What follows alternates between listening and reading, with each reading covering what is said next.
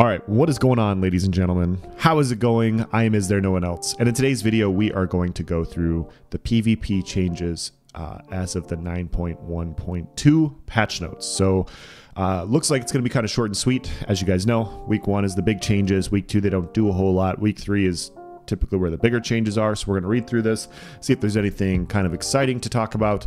And yeah, finish it like that. So let's dive into it. Combat and gameplay. So we got new features, known issues, which is festival, combat and abilities.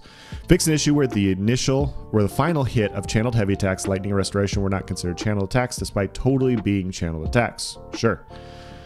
Arcanist, Herald of the Tome, Fate Carver. Fix an issue where this ability and its morphs could fail to return as a channeled or damage over time effect in some cases. Okay. Shadow, Veiled Strike, Surprise Attack. Reduce the cooldown of the guaranteed critical strike of this morph to 3 seconds, down from 4. Concealed Weapon. This morph now grants Major Berserk for 7 to 10 seconds based on rank, rather than a unique 7 to 10% damage done when meeting its conditions.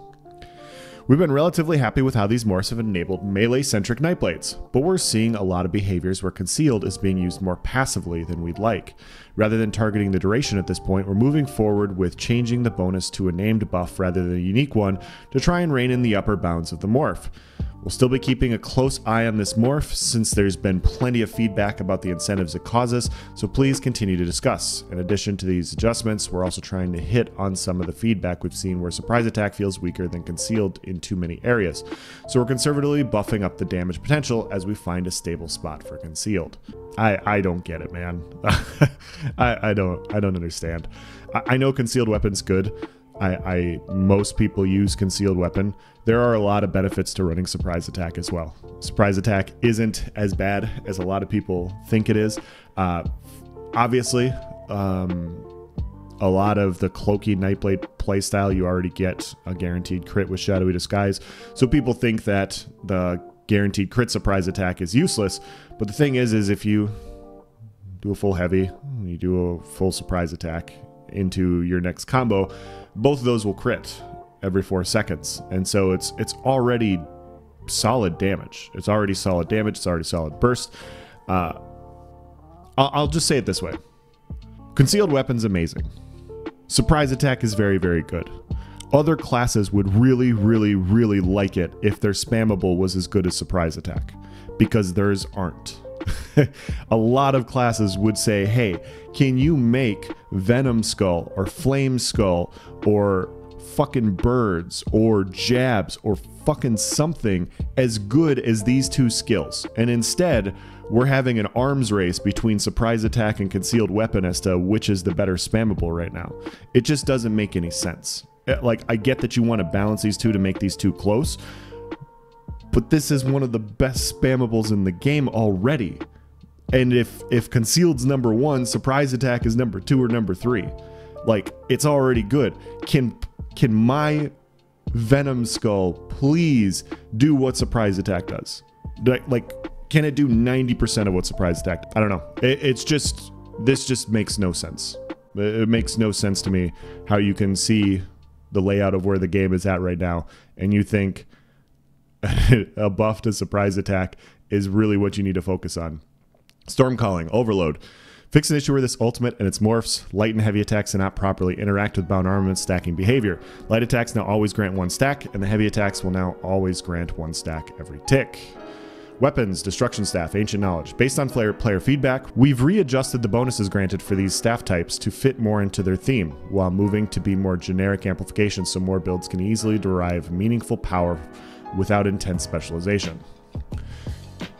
Okay, Inferno Staves now increase your damage done with damage over time effects by 6 to 12%, rather than the initial hit of status effects by 250 to 500%. Lightning Staves now increase your damage done with direct damage and channeled effects by 6 to 12%, rather than damage over time and channeled effects by 6 to 12%.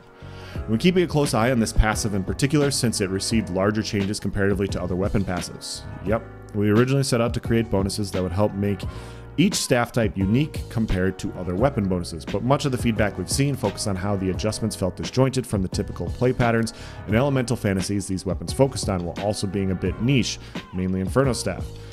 As such, we've simplified the bonus while focusing more on the elemental type's main fantasies. Inferno Staves will focus on enhancing your damage over time effects to burn your foes to cinders, while Lightning Staves focus on amping up your burst and channel damage to zap enemies to dust. It is our hope that these bonuses are less restrictive in their effects, so more builds can meaningfully interact with them while feeling like they still have some uniqueness and build opportunities to min-max around without the niche interactions we imposed with our first pass. Okay, fair enough. I don't mind this change at all. So I did think that the initial changes were a little weird. I get that they were trying to amplify them. This is a good adjustment. We'll have to see how that plays out. Weakness and elements. Elemental Susceptibility. Fix an issue where the concussion and chilled status effects applied from this could be treated as damage over time in some cases and could fail to interact with such as Baron Zadrus. Merciless Charge. This is Maelstrom Arena's two-hander. This set now increases your damage done with direct damage attacks by 9.3% of your weapon or spell damage, up to a maximum of 560, rather than increasing your damage done with all two-handed attacks by 11.16% of your weapon or spell damage with no maximum. Our first pass with this set was meant to grant a reward mechanism that was more impactful and less buggy than its current damage over time effect seen on the live servers. Tried finding a bonus that was less generic and more interactive with some build opportunities and synergies where you could use it passively on your back bar or dig in and carve through your foes on your front bar too. Unfortunately, the first pass created situations where the rewards incentivized you to often replace your existing skills with more two-handed skills rather than just help you use it as a front bar enabler. In order to alleviate this, we've adjusted the bonus to be slightly more generic in its amplifications. This bonus continues to synergize with the ability that activates the bonus, as well as a vast majority of the two-handed skill line itself, retaining your ability to go all in with build crafting while opening up what skills you use to slot diversity that build craft. These adjustments, we've also slightly lowered the bonus to make up for the fact that it can now enhance more damage sources and put a cap on the scaling to limit its scaling potential.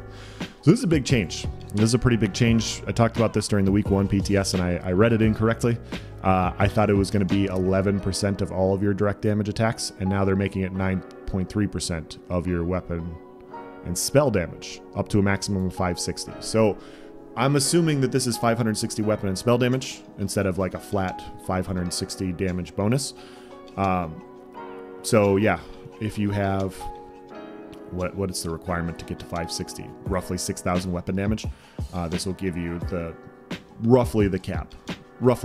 And so 560 weapon damage is no joke on a two-hander, on a two-piece weapon. And so it's up there with a lot of 5-piece sets. This could be powerful enough. I still think Merciless Charge in general, Crit Rush, is just not a very good skill. But stacking this kind of weapon damage to where you can have this much damage into your burst capabilities might be enough to make some adjustments on some bars. And so, yeah, I trying to figure out, I don't want to theory craft in the middle of a video, but this is interesting enough to test now. Like, this is definitely interesting enough to test. It's definitely interesting enough to where it could fit on some specific builds. Like they said, you can backbar this. Like a two-piece giving you 560 weapon and spell damage on your direct damage attacks is quite interesting. It's quite interesting. And so, yeah, I will be testing this out. I will be checking to see if I like it, if I can find a class where I would actually use this. But yeah, overall, I think this is a good enough change to make it fit on your bar. But I'm just one guy. I obviously want to know your guys' opinion as well. So I think that's it. Quests and zones, arts and animation, events and celebrations, UI. Yep, that's it. So overall, pretty good changes. Obviously, the surprise attack change is a buff to try and make it match up to concealed weapon. Hopefully in the future, they will also buff other class spammables to where they can be remotely close to the same power as concealed weapon and surprise attack. I think that would be fantastic. I mean, and by relatively, I mean like 80 to 90% of what these provide would be fantastic. So it's all I'm asking for. It's all I'm asking for. Let us use other skills besides D-Swing and Force Pulse. Please. Pretty please. But yeah, that's the end of this video. Let me know if you have any questions or comments. Please provide them in the section below. As always, guys, thank you for watching. Have a nice day.